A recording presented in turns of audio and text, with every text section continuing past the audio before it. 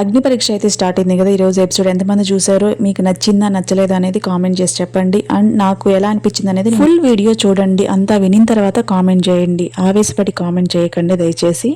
And అగ్ని పరీక్ష అంటే మనకు గుర్తొచ్చేది కామనర్ అంటే మనకు గుర్తొచ్చేది కళ్యాణ్ అంటే గుర్తొచ్చేది విన్నింగ్ అనమాట. అండ్ శ్రీముఖి కూడా అలాగే ఇంట్రడక్షన్ ఇచ్చింది అనమాట. సామాన్యుడు బిగ్ బాస్ హౌస్ లో అడుగుపెట్టి చరిత్ర సృష్టించాడు, చరిత్ర తిరగరాశాడని చెప్పి ఇంట్రడక్షన్ మటుకు అదరగొట్టారనమాట. చాలా బాగుంది. విన్నర్ గురించి మటుకు అండ్ అగ్ని పరీక్ష త్రూ ఆ కామనర్ వెళ్ళిన ఇన్నర్ అయిన కళ్యాణ్ గురించి మటుకు ఇంట్రడక్షన్ అదరగొట్టారనమాట. ఇప్పుడే కాదు, ఫస్ట్ బేస్ అనేది వేసింది ఫస్ట్ సీజన్ అగ్ని పరీక్ష వాళ్ళు అనమాట. అక్కడి నుంచి గెలిచిన కళ్యాణ్ అనమాట. అగ్ని పరీక్ష అంటే కళ్యాణ్ గుర్తుకొస్తాడు అనమాట. అది నో డౌట్. ఎప్పటికైనా కూడా ఎన్ని సీజన్స్ అగ్ని పరీక్ష వచ్చినా కూడా కళ్యాణ్ గుర్తుకొస్తాడు. ఈ అమ్మాయి పేరు శాలిని అండ్ తెలంగాణ సైడ్ నుంచి అంట. అండ్ ఆస్ట్రేలియాలో ఉంటుందంట. అండ్ బిగ్ బాస్ అంటే చాలా ఇష్టం అంట. అండ్ లైఫ్ లో ఒకసారైనా బిగ్ బాస్ ఎక్స్పీరియన్స్ చేయాలని తన అమ్మాయి డ్రీమ్ అంట. అందుకని అగ్ని పరీక్షకి వచ్చానని చెప్పి చెప్పింది అనమాట. అభిజిత్ అంటే ఇష్టం అంట. అందుకని వచ్చే రంగాన్ని శ్రీముఖి కూడా స్టార్ట్ చేసింది. అండ్ సాంగ్స్ ప్లే చేశారు. అండ్ సంథింగ్ అని చెప్పి ప్లే చేశారు. అభిజిత్ గారు మటుకు చాలా సెటిల్డ్ గా ఆయన వేళ ఆయన ఉన్నాడు. అభిజిత్ గారు మటుకు ఓవరాల్ గా ఎపిసోడ్ మొత్తం చాలా హ్యాండిల్ బాగా చేశాడు, సెటిల్ గా చేశాడు అనిపించింది. అండ్ నవదీప్ గారు వచ్చి నువ్వు ఏదైనా కూడా డాన్స్ చేస్తా, పాట పాడతా, నువ్వు చెప్పాలనుకుని చెప్పు అన్నప్పుడు ఏదో ఆ అమ్మాయి వేసింది. అదంతా సింక్ అవ్వలేదు, నాకు నచ్చలేదు. మామూలుగా పిచ్చుంటే ఇంకా బాగుండదు అనిపించింది. ఈ అమ్మాయి మాట్లాడుతుంటే పులు స్టాప్లు కామాలు ఏమీ లేవండి. నాన్ స్టాప్ గా భలే వాక్చాతుర్యం ఉందనమాట. చాలా అంటే చాలా గలగలగల మాట్లాడుతుంది. ఈ అమ్మాయి మటుకు బిగ్ బాస్ కి వెళ్తే చాలా మందిని అల్లాడిస్తుందని నాకు అర్థమైంది. నేను స్ట్రైట్ ఫార్వర్డ్ ని, నన్ను ఏమన్నా అంటే నేను ఊరుకొని మొహం మీద చెప్పేస్తాను అని, నాకు నేను ఫస్ట్ రెస్పెక్ట్ ఇచ్చుకుంటాను అని అన్న వేలో అమ్మాయి చెప్పింది అనమాట. అభిజిత్ గారు నీకు నువ్వు ప్రౌడ్ గా ఫీల్ అయ్యే మూమెంట్ ఏంది అని అడిగినప్పుడు చాలా ఒకరితో చాలా లాంగ్ రిలేషన్ ఉండిందంట అమ్మాయికి. అంటే చాలా ఇయర్స్ లవ్ చేసుకున్నట్టున్నారు. అండ్ ఆ లవ్ లో నుంచి బయటికి రావడానికి, అంటే ఆ రిలేషన్ నుంచి బయటికి రావడానికి అమ్మాయి రాలేకపోయేదంట. ఎందుకంటే అదర్ పర్సన్ మీద చాలా డిపెండ్ అయిందంట. అది కామన్ గా. మొత్తానికి వాళ్ళిద్దరికి సెట్ కాదని అమ్మాయికి ఎప్పుడు అర్థమైనా అందులో నుంచి బయటికి రావాలనుకున్నా కూడా రాలేకపోయింది. ఎందుకంటే ఆయన మీద డిపెండ్ అవ్వడము, ఆ ఎఫెక్షన్ కానీ ఎమోషన్ కానీ అవన్నీ ఉండుంటాయి. కానీ మొత్తానికి అందులో నుంచి బయటకు వచ్చిందంట. అండ్ ఆయన ఇండియాకి వచ్చేసాడంట. ఇండియాకి వచ్చిన తర్వాత చాలా మంది వాళ్ళ సరౌండింగ్ పీపుల్ ఉంటారు కదా, నువ్వు అంటే డిపెండ్ అయిందని అమ్మాయి చెప్తుంది కదా, అలాగే నువ్వు ఇక్కడ ఆస్ట్రేలియాలో ఎక్కువ రోజులు సర్వైవ్ అవ్వలేవు అని అన్న వేలో అన్న వాళ్ళే ఈ రోజు 4 years నుంచి అబ్బాయి హెల్ప్ లేకుండా ఆస్ట్రేలియాలో ఉంటుందంట. అంటే నవదీప్ గారు ఒక టాస్క్ ఇస్తున్నట్టు అమ్మాయి ఫోన్ తీసుకొచ్చి నీ ఫోన్ ఇప్పుడు పగలగొట్టాలా అంటే పగలగొడతావు అన్నప్పుడు నో డౌట్ పగలగొడతానని చెప్పి పగలగొట్టింది. అంటే లైట్ గా కొడతా ఉంటే శ్రీముఖి వచ్చి అలా కాదని చెప్పి దాన్ని గట్టిగా కొట్టి బద్దలు కొట్టి ముక్కలు చేసింది అనమాట. అలాగా లాస్ట్ లో ట్విస్ట్ ఏంటంటే అది అమ్మాయి ఫోన్ కాదు, కాకపోతే ధైర్యం చేసి అమ్మాయి ఫోన్ కాదని అమ్మాయికి తెలియకపోయినా కూడా పగలగొట్టింది అనమాట. కాకపోతే లోపల ఏమన్నా తెలిసేమో లేండి, మరి తెలుసో తెలియదో నాకు అర్థం కాలేదు. కాకపోతే తెలియకపోయినా కూడా లాస్ట్ లో వీళ్ళు రివీల్ చేశారు అది నీ ఫోన్ కాదని. ఆ అమ్మాయికి తెలియకపోయినా కూడా పగలగొట్టమని డైరెక్ట్ గా చెప్పింది అనమాట. వీళ్ళు స్టేజ్ మీదకి రాకముందు వీళ్ళకి కొన్ని టెస్టులు పెట్టింటారు కదా, అందులో వీళ్ళకి నచ్చిన పనులేది నచ్చిన పనులేది అన్ని వీళ్ళ ఇక్కడ జడ్జెస్ కాడ లిస్ట్ ఉన్నట్టుంది అనమాట. వాష్రూమ్స్ క్లీన్ చేయడం అమ్మాయికి ఇష్టం అని చెప్పి రాసిందంట.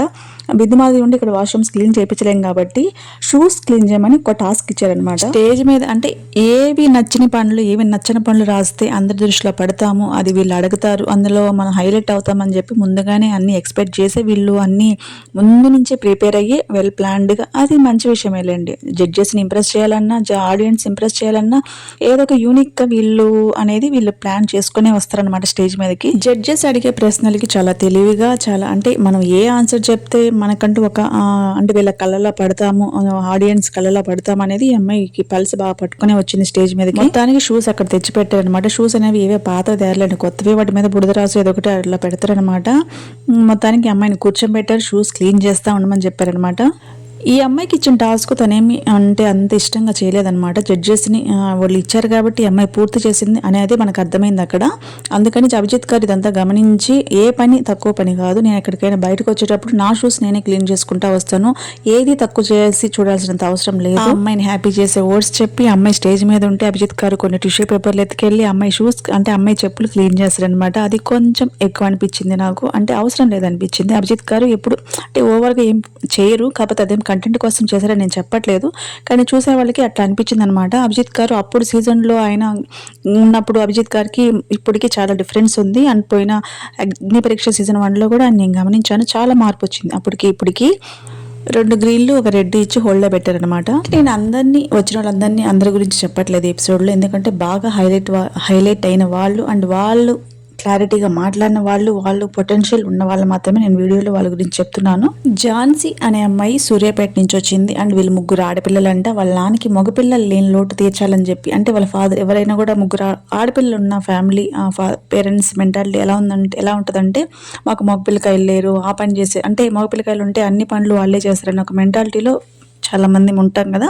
అలా అమ్మాయి చెప్పిన దాని ప్రకారము మా నాన్న అలా ఫీల్ అవ్వకూడదని నేను పొలం పనులు నేర్చుకున్నాను, దున్నడం నేర్చుకున్నాను అండ్ పొలం పనులు అది ఇది అని కాకుండా అన్నీ నేర్చుకున్నాను. మా నాన్నకి ఒక మగపిల్లలాగా నేను తయారయ్యానని చెప్పి అమ్మాయి తయారు చేసుకుంది. అది కాక గవర్నమెంట్ జాబ్స్కి కూడా ప్రిపేర్ అవుతుందంట.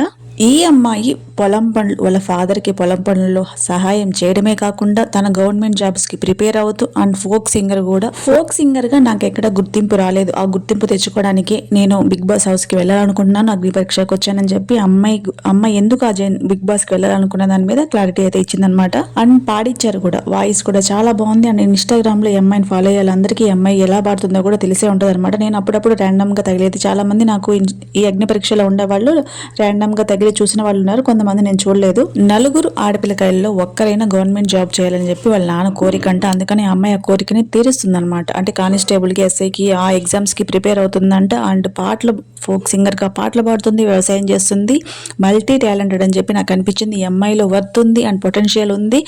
బీబీకి కరెక్ట్ పర్సన్ అని చెప్పి నాకు అనిపించింది అనమాట. ఎక్కడ ఫేక్గా అనిపించలేదు, సింపతి అనిపించలేదు. కొంతమంది సింపతి అని చెప్పి పల్లవి ప్రశాంత్తో పోలుస్తున్నారు. ప్రతి ఒక్కరిని ఫార్మింగ్ సైడ్ నుంచి వచ్చిన వాళ్ళందరినీ పల్లవి ప్రశాంత్తో పోల్చడమేనా?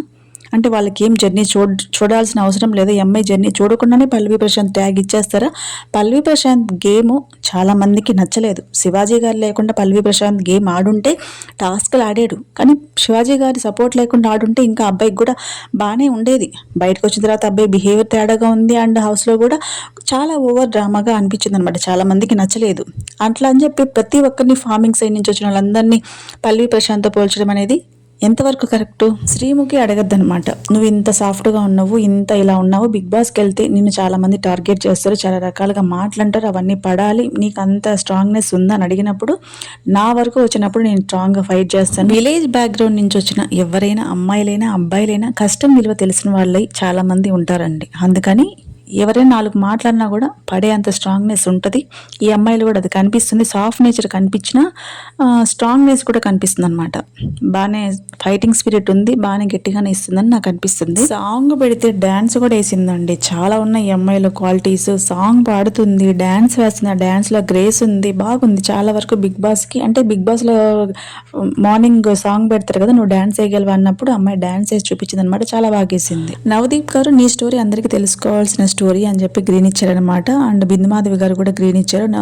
అభిజిత్ గారు మటుకు అంటే ఇంకా నీలో అన్నీ నాకు నచ్చినాయి, కాకపోతే నీ సిచ్యువేషన్స్ని ఇంకా నువ్వు ఎలా ఫేస్ చేస్తావు, నీలో ఆ కోణం కూడా చూడాలనుకుంటున్నానని చెప్పి హోల్డ్ పెడతారనమాట. హాయ్ అండి, నేనండి ఉప్పల బాలు అండి అని చెప్పి ఉప్పల బాలు వస్తాడనమాట. శ్రీముఖి ఉండి ఉప్పల బాలు పెద్ద ఫ్యాన్ నీకు అని చెప్పి చెప్పొద్దు అనమాట. అక్కడ బాగా నచ్చింది శ్రీముఖి. అండ్ ఉప్పల్ వాళ్ళు కూడా రాగానే జడ్జెస్ ఏం అడుగుతారని వెయిట్ చేయకుండా అతని గురించి అతను చెప్పుకోవడం స్టార్ట్ చేశారనమాట. అంటే నన్ను అందరూ సోషల్ మీడియాలో ఒక రకంగా చూస్తుంటారు, నాకు ఆ టైపు కంటెంట్ నాకు వద్దు. ఒక విలేజ్ నుంచి వచ్చి ఉప్పల్లో రూమ్ తీసుకొని అందుకని ఉప్పల్ బాలు అని పేరు పెట్టుకున్నాడంట. అంటే అట్లాంటి ఫన్ వీడియోలు కొంచెం క్రింజ్ వీడియోస్ చేయడం వల్ల కూడా వాళ్ళ ఫ్యామిలీ మెంబర్స్ కానీ వాళ్ళు కానీ ఏ ఫంక్షన్స్కి రావద్దని అలా ఇన్సల్ట్ చేశారంట. చాలా అవమానాలు పడ్డాను. నాకు అలా వద్దు, నేను ఇంకో కోణం చూపించాలనుకున్నాను, ఇంకో కొత్త బాలను చూపించాలనుకున్నానని చెప్పి ఆ అబ్బాయే స్ట్రైట్గా చెప్పేశాడనమాట. నేను అలాంటి వీడియోలు తీయడానికి కూడా నాకు కొన్ని ఇబ్బందులు ఉన్నాయి, నాకు మనీ కావాలంటే ఈ వీడియోలు తీస్తేనే క్లిక్ అయ్యాను అనమాట. ఆ వీడియోలు క్లిక్ అయినాయి కాబట్టి వాటి త్రూ వచ్చే మనీ ద్వారా నా ఫ్యామిలీని పోషించుకుంటున్నాను, నా రూమ్ రెంట్ కట్టుకున్నాను, నేను సర్వైవ్ అవుతున్నానని చెప్పి ఓపెన్గా చెప్పాడనమాట. అదేం తప్పు కాదు కదా. ఆ అబ్బాయికి అంటే ఎంతో మంది ఎన్నో క్రింజ్ వీడియోస్, ఎంతో క్రింజ్ కంటెంట్ చేస్తున్నారు, అది తప్పులేనప్పుడు ఉప్పల వాళ్ళు వీడియోస్ కానీ కంటెంట్ కానీ ఏం తప్పులేదు. అబ్బాయి పోషించుకుంటున్నాడు, ఎవరిని ఏం దొంగతనం చేయట్లేదు, ఎవరిని మోసం చేయట్లేదు.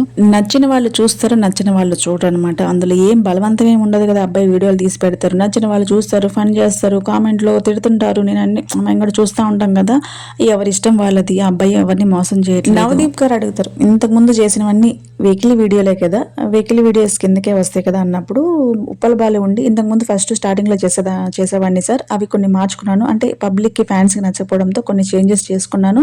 ఈ మధ్య కాలంలో అటువంటి వీడియోస్ చేయట్లేదని చెప్పి ఉప్పల బాలు చెప్పారు. అసలు కాంట్రవర్సీ ఇక్కడ స్టార్ట్ అయింది. అండ్ నవదీప్ గారు అడిగిన క్వశ్చన్ కూడా రాంగ్ అనమాట. ఎటువంటి వీడియోలు చేస్తున్నారని తెలిసే కదా స్టేజ్ మీదకి పిలిచారు. స్టేజ్ మీదకి మరి ఎందుకు సెలెక్ట్ చేశారు? సెలెక్ట్ చేసినప్పుడు మీరు ప్రాపర్గా మిగతా వాళ్ళని ఎలా అయితే చేశారో ఈ అబ్బాయికి టైం ఇచ్చి మొత్తం అబ్బాయి వర్షన్ కూడా వినుండాల్సిందే అని చెప్పి నాకు అనిపించింది. చాలా తక్కువ టైమే ఇచ్చారు ఉప్పల బాలుకి. నవదీప్ గారు ఉప్పల బాలు విషయంలో ట్రోల్ అవుతున్నారు. మామూలుగా ట్రోల్ అవ్వట్లేదు సోషల్ మీడియాలో. అండ్ కామెంట్ సెక్షన్లో కూడా వేసుకుంటున్నారు అనమాట.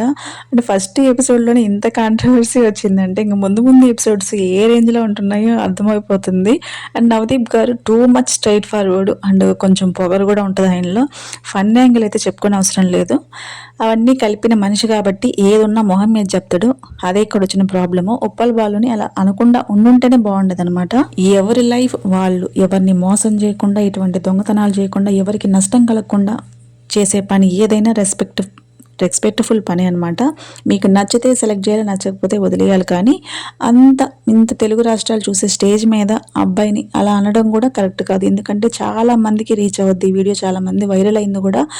అట్లా ఫీల్ అవ్వచ్చు కదా ఉప్పల బాలు కూడా. బిందుమాధవి గారు నువ్వు ట్రాన్స్ఫర్ అడుగుతారనమాట. ఉప్పల బాలు ఉండి కాదు అని చెప్తాడు. ఈ క్వశ్చన్ నాకు అనవసరం అనిపించింది. ఎందుకంటే అవసరం ఏముంది? మీరు క్వశ్చన్లు అడగాల, అబ్బాయి ఆన్సర్లు చెప్పాలా. ఆ క్లారిటీ మీకు నచ్చితే సెలెక్ట్ చేయాలా, నచ్చకపోతే పంపించేయాలా. బిందుమాధవి గారు క్వశ్చన్ అడిగారు, అబ్బాయి లేదు అని చెప్పాడు. ఇంకా దీనివల్ల ఉపయోగం ఏంది? అసలు ఎవరికి ఏం ఉపయోగం ఉంది ఆ క్వశ్చన్ వల్ల? ఆ అబ్బాయిని అవమానించడం తప్ప అక్కడ. నవదీప్ గారు బిందుమాధవి గారితో పోలిస్తే అభిజిత్ గారు చాలా సెటిల్డ్ గా, చాలా కామ్ గా, చాలా రెస్పెక్ట్ఫుల్ గా క్వశ్చన్లు అడుగుతున్నారు. ఎవరిని హర్ట్ చేయకుండా ఉంటుంది ఆయన ప్రవర్తన.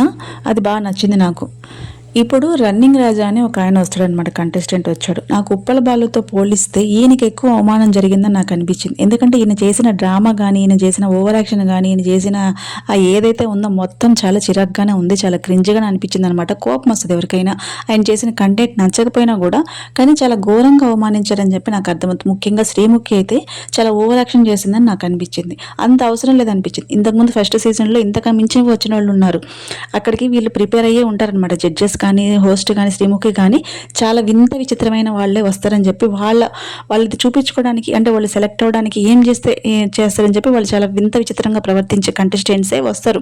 ప్రిపేర్డ్గానే ఉంటారు. అలాంటప్పుడు ఈయన చేసిన నాకేం అంత ఎక్కువ అనిపించలేదు. అండ్ ఆయన అభిజిత్ మీద కూడా కొంచెం చాలా దరిద్రంగా వేసిన జోక్ కూడా దరిద్రంగా ఉంది. అది పోల్చడం కూడా దరిద్రంగా ఉంది. అండ్ శ్రీముఖితో ఆ పాపయమ్మ అనడము, దాన్ని ఇమిటేట్ చేయడం కూడా కొంచెం బాగాలేదనమాట. బాగా లేకపోయినా కూడా ఎంత వరిష్ట చేసినా కూడా ఒక లైన్ అనేది ఉంటుంది అనమాట. కంటెస్టెంట్ కూడా వాళ్ళకి కూడా ఫ్యామిలీ ఉంటుంది. వాళ్ళు బయటకు వెళ్ళి సర్వైవ్ అవ్వాలా, వాళ్ళకి సరౌండింగ్ పీపుల్ ఉంటారు. అంత ఘోరంగా అవమానించాల్సిన అవసరం లేదని నాకు అనిపించింది. అంటే నువ్వు ఇలాంటి కంటెంట్ చేసి నిన్ను మేము బిగ్ బాస్కి పంపించాలా అన్నప్పుడు పంపించాలి. నేను పంపిస్తే రేటింగ్ వస్తుంది అన్న వేళ ఆయన చెప్తారు అనమాట. ఆయన కామెడీ కానీ, ఆయన డైలాగులు కానీ అంత కొంచెం వరస్ట్గానే ఉన్నాయి, కాదనట్లేదు. కాకపోతే బిందుమాధవి గారు ఉండి నీకు ఎవరితో ఎప్పుడు ఎలా మెదలాలో నువ్వు చెప్పావు కదా. ఇప్పుడు శ్రీముఖి కోపంగా ఉంది కదా, శ్రీముఖిని ఎలా మెదలాలో నువ్వు చూపించు మాకు అని చెప్పి చెప్పొద్దనమాట.